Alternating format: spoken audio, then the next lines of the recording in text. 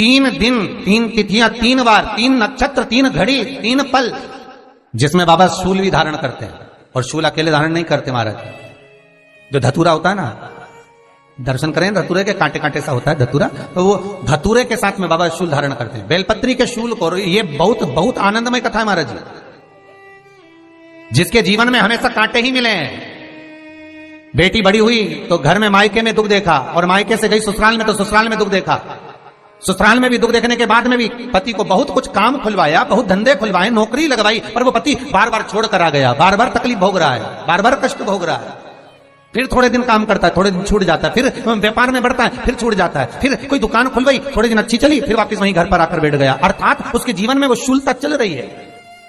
तो बाबा देवाधिदेव महादेव कहते हैं, ये 3 घड़ी 3 पल 3 नक्षत्र 3 समय 3 दिन में जो शूल मुझे समर्पित करता है, उसके जीवन से मैं शूल हटा देता।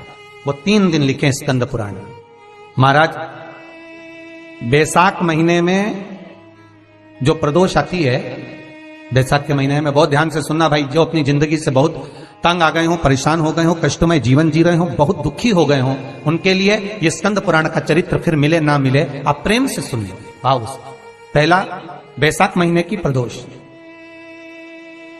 चाहे वो शनिचरी प्रदोष हो, चाहे रविवार की हो, सोमवार की हो, मंगल की हो, बुधवार की हो, गुरुवार की हो, शुक्रवार की हो, शनिवार की हो, कोई भी वार की हो, पर बैसाख महीने की प्रदोष, प्रदोष काल में शाम का समय सूर्य डूब रहा हो, बस डूबा ही हो, और उस समय पर सूर्य के डूबन के तुरंत बाद बाबा को धतूरे के साथ में बेलपत्री ना चढ़ाते हुए बेलपत्री के वृक्ष के 7 कांटे बाबा के शिवलिंग पर समर्पित करे जाते हैं महाराज, अपनी जिंदगी में अड़चनों को हटाने के लिए।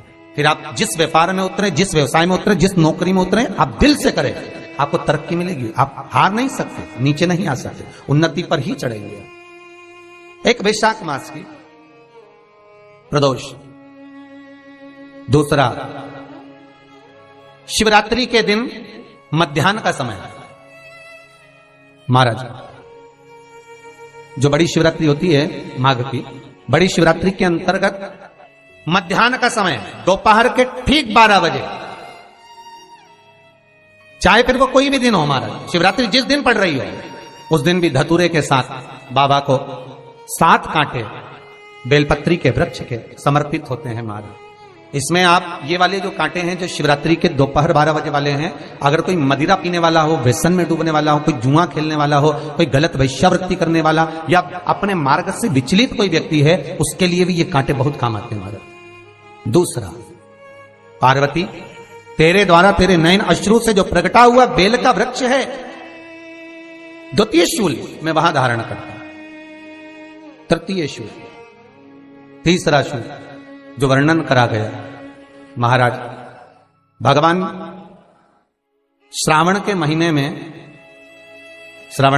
में जो भी दूसरा सोमवार पड़े, जो भी पड़े, श्रावण के महीने का जो दूसरा सोमवार होता है, उस दूसरे सोमवार में रात्रि के समय पर, अर्थात शास्त्र अब घड़ी और पल का स्मरण करेंगे तो रात्रि के बजेंगे 10 से 12 बजे महाराज, 10 से 12 के बीच में धतूरे के साथ बाबा को शूल समर्पित होता है महाराज। ये भी हमारी बाधाओं को, हमारी तकलीफों को, व्यापार व्यवसाय के लिए, नौकरी सर्विस के लिए, बहुत सारे एग्जाम में आप बैठ लिए, गवर्नमेंट एग्जाम के लिए बैठ लिए, नहीं हो रहा, ये 3 बार मेरे शंकर को बेलपत्री के वृक्ष के शूल समर्पित होते हैं, उसका आनंद पाना और उससे अपने को सुख प्राप्त करना। कि बाबा भोलेनाथ जी के नयन अश्रु से जो प्रकट हुआ वो रुद्राक्ष का पौधा है, माता पार्वती के नयन अश्रु से जो प्रकट हुआ वो बेलपत्री का पौधा है, और उमा और महेश, जिस महेश के वंशज हैं महेश्वरी, जिनकी 12 खाम प्रगटी है भगवान महेश के द्वारा, वो महेश और उमा और महेश का जो चरित्र है कि उमा और महेश का जब प्रागट्य हुआ, उमा और महेश जब दोनों आनंद में विभोर होकर जब चलते हैं, और दोनों के बैठने से तप मुद्रा से जो पौधा उत्पन्न होता है वो शमी का पौधा है, शमी का पौधा। तो एक बात ध्यान रखिए, शिव जी के द्वारा जो निर्मित हुआ उसमें कोई शूल नहीं है, उसमें कोई कांटे नहीं है। पार्वती के द्वारा जो निर्मित हुआ बेलपत्री का पौधा, उसमें कांटे हैं, और पार्वती के मिलन से भी जो उत्पन्न हुआ है शंकर के साथ में, उसमें भी कांटे हैं, शमी के पौधे में भी कांटे, शमी के वृक्ष में भी कांटे।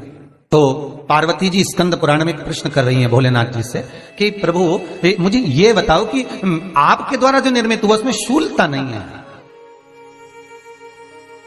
पर मेरे द्वारा जो निर्मित हुआ उसमें शूल क्यों आया है, उसमें कांटा क्यों आया है?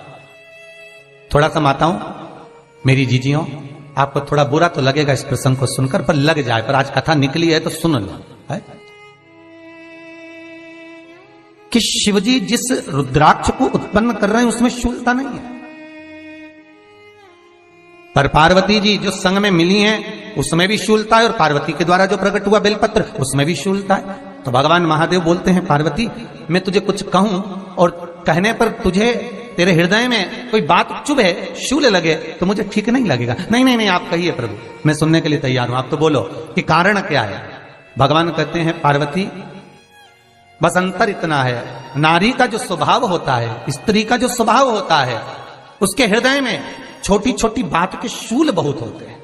जेठानी ने यह कह दिया, देवरानी ने यह कह दिया, तुम्हारी मम्मी ये बोल दी, तुम्हारे पापा ने यह कह दिया, तुम्हारी बहनों ने यह कह दिया, तुम्हारे भाई ने यह कह दिया, तुम्हारे रिश्तेदार ने यह बोल दिया। ये नारी के भीतर ये शूलता रहती है।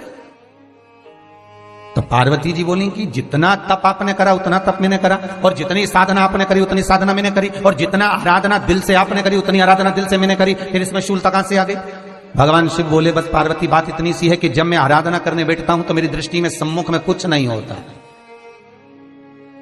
जब मैं आराधना करने बैठता हूं तो मेरी दृष्टि में मेरे सम्मुख में कुछ नहीं होता कि कौन ने क्या करा है, कौन ने क्या बोला है, कौन क्या कर रहा है, उससे मुझे मतलब नहीं होता, उससे मुझे कोई मतलब नहीं। पर पार्वती जब तू आराधना करने भी बैठती है ना, तो तेरी चित्त वृत्ति में कहीं ना कहीं किसी ना किसी रूप में कोई शूल आ ही जाता है। कई माताओं की आदत देखी साहब, भगवान की सेवा करने बैठी है तो भी भीतर थोड़ा सा शूलता भरी हुई है। महाराज बताओ, इतने सारे भगवान इकट्ठे कर लिए, मैंने बोला था बहू से कि वहां रख लेती है, बताओ इतने सारे यहां पर लाकर रख दिए हैं, अब इसकी सेवा करना पड़ रही है, अब ये करना पड़ रहा है। प्रसाद लेने के लिए रसोई घर में गई, भगवान का भोग लगाने के लिए, तो उसमें भी शूलता आ गई। इतने घंटों से मैं सामान ढूंढ रही, फ्रिज में मिल ही नहीं रहा, मैंने रख के गई थी, भगवान जाने कहां चले गए। भगवानों को वस्त्र पहना रही है तो शूलता है, अलमारी का ड्रॉज खोला, इसमें मैंने सामान रखा था, ना जाने भगवान का श्रृंगार कहां चले गया, कौन ने हाथ लगाया, फिर शूलता आ गई। भोजन करने बैठे तो शूलता है, कोई कार्य के लिए जा रहे हो तो शूलता है। अर्थात कहीं ना कहीं नारी के जीवन में शूलता बनी हुई है। और पार्वती जब तुम भजन करो, तप करो, साधना करो, भक्ति करो, उसमें शूलता नहीं होना चाहिए। पार्वती जी ने कहा, भोलेनाथ तो क्या आप मुझे स्वीकार नहीं करेंगे बेलपत्री के रूप में? क्या मुझे स्वीकार नहीं करेंगे शमीपत्र के रूप में? पद्म पुराण, स्कंद पुराण, लिंग पुराण, नर्मदा पुराण और शिव महापुराण, ये सारी पुराणे वर्णन करती है। पार्वती जी का खंड आनंद वर्षित कर रहा है, वर्णन कर रहा है, पार्वती खंड वर्णन कर रहा है, सती खंड वर्णन कर रहा है, उमा संहिता वर्णन कर रही है। क्या आप मेरा ये बेलपत्र का स्वरूप आप धारण नहीं करेंगे? इसमें शूलता इसलिए भगवान कहते हैं, नहीं नहीं धारण तो करूंगा पर शूल धारण नहीं करूंगा, मैं शूल धारण नहीं करूंगा। मतलब बेलपत्री में जो कांटे लगे रहते हैं, बेलपत्री की उस डाली के अंदर जो कांटे शूल रहते हैं, भगवान शिव वो धारण नहीं करते। आप उस बेलपत्री को आप बड़े प्रेम से, आनंद से पत्ते को निकाल लीजिए, तोड़ लीजिए, उतार लीजिए, और फिर भगवान को वो प्रेम से समर्पित करो तो भगवान स्वीकार करना। पर भोलेनाथ, ये बेलपत्री का जो वृक्ष है मेरे नयन अश्रु से उत्पन्न हुआ है, मेरे द्वारा उत्पन्न हुआ है, फिर तो इन कांटों की कोई महत्वता ही नहीं है, इन शूल की कोई महत्वता नहीं है। पार्वती केवल